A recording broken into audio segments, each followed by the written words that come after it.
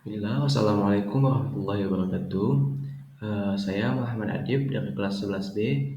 Pada kesempatan kali ini, eh, kita akan membahas soal biologi semester 1 kelas 11. Langsung saja ke soal nomor 1. Pertama, suatu sel menunjukkan jumlah ribosom bebas jauh lebih banyak dibanding ribosom terikat. Kondisi tersebut menunjukkan bahwa sel tersebut A. Banyak menghasilkan enzim lisosom, B. Menghasilkan hormon steroid, C. Menghasilkan protein untuk dipakai sendiri di sitoplasma, D. Banyak mensintesis protein membran, E. Tidak melakukan metabolisme. Jawabannya yaitu C. Menghasilkan protein untuk dipakai sendiri di sitoplasma.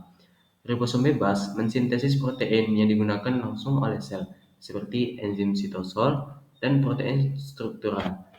Dominasi ribosom bebas menunjukkan sel fokus yang membuat protein internal. Lanjut ke soal yang kedua. Akar tanaman direndam dalam larutan hipertonik setelah 10 menit. Sel tersebut menjadi keriput atau mengalami plasmolisis. Transport membran yang menyebabkan air keluar adalah A. Difusi terfasilitasi, B. Osmosis, C. Eksositosis, D. Pompa natrium kalium, E. Endositosis. Jawabannya yaitu B. Osmosis. Larutan hipertonik menarik air keluar dari sel melalui osmosis, sehingga sel mengalami plasmolisis. Proses ini kerap terjadi tanpa adanya energi tambahan. Lanjut ke soal nomor ketiga. Peneliti melihat kromosom tersusun rapi di bidang ekuator dan benang spindel telah menempel pada kinetokor. Sel berada pada fase A. Profase, B. Metafase, C. Anafase, D. Telofase, E. Inerfase. Jawabannya yaitu B. Metafase.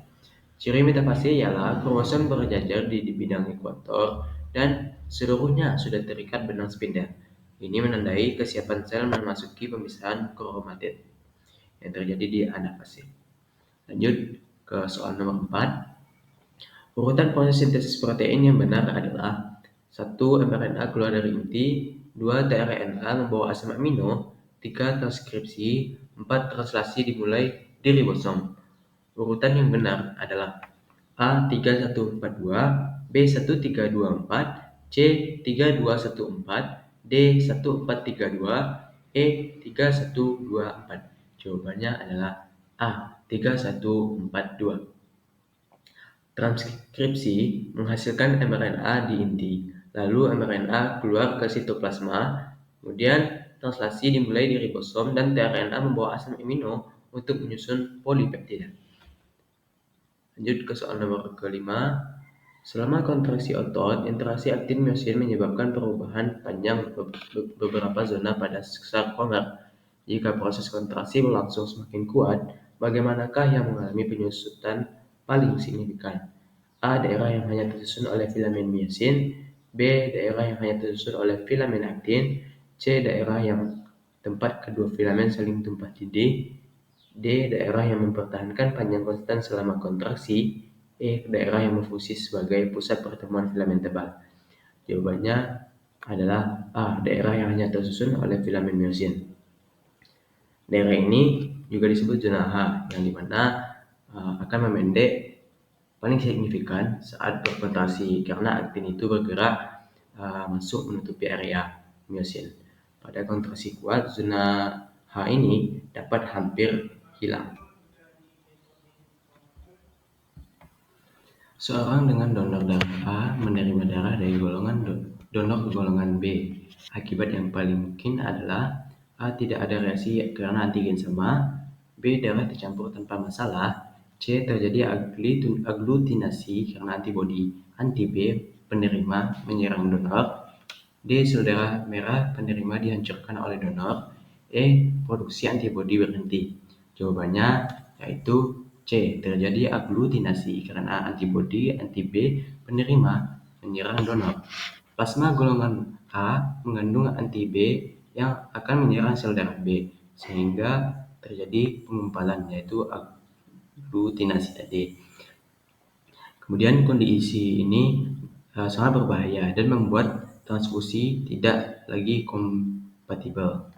Lanjut ke soal nomor 7. Sebuah sampel makanan ditetesi larutan benedik, dipanaskan dan berubah warna menjadi merah bata. Zat makanan yang terdeteksi adalah A. Pati, B. Protein, C. Glukosa, D. Lemak, E. Serat. Jawabannya yaitu C. Glukosa. Uji benedik ini jika mengandung glukosa akan menghasilkan warna merah bata. Lanjut ke soal nomor 8. Seorang pasien menghasilkan gastrin secara berlebihan. Kondisi yang mungkin terjadi adalah A. Penurunan produksi HCl, B. Kerusakan vilil usus, C. Peningkatan sekresi asam lambung, D. Pankreas berhenti menghasilkan enzim, E. Penurunan motilitas lambung. Jawabannya adalah C. Peningkatan sekresi asam lambung. Kelebihan gastrin merangsang sel parietal menghasilkan HCl lebih banyak. Akibatnya, lambung akan menjadi sangat asam dan berpotensi menimbulkan iritasi. Lanjut ke soal nomor 9. Pada proses osifikasi endokondral, tulang rawan secara bertahap digantikan oleh tulang keras.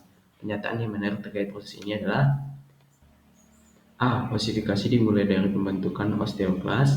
B. Periosteum tidak memiliki peran dalam proses osifikasi. C. Pusat osifikasi primer terbentuk di bagian epifisis. D. Kalsifikasi pertama kali terjadi di diafisis. E. Proses osifikasi berlangsung tanpa bantuan pembuluh darah. Jawabannya yaitu D. Kalsifikasi pertama kali terjadi di diafisis.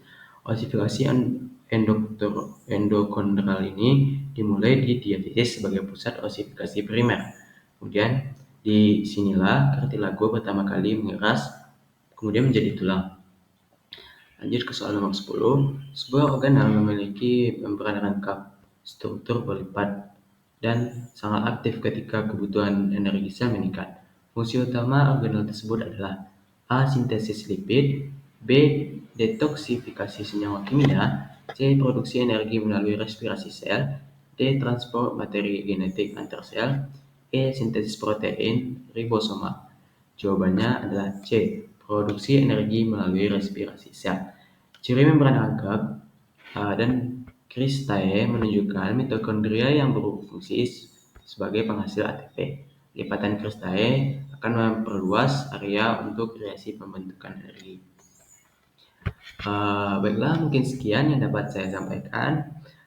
Terima kasih atas segala perhatian. Kemudian mohon maaf atas segala kekurangan. Jika ada yang salah, mohon segera diperbaiki. Billahi taufiq wal hidayah. Wassalamualaikum warahmatullahi wabarakatuh.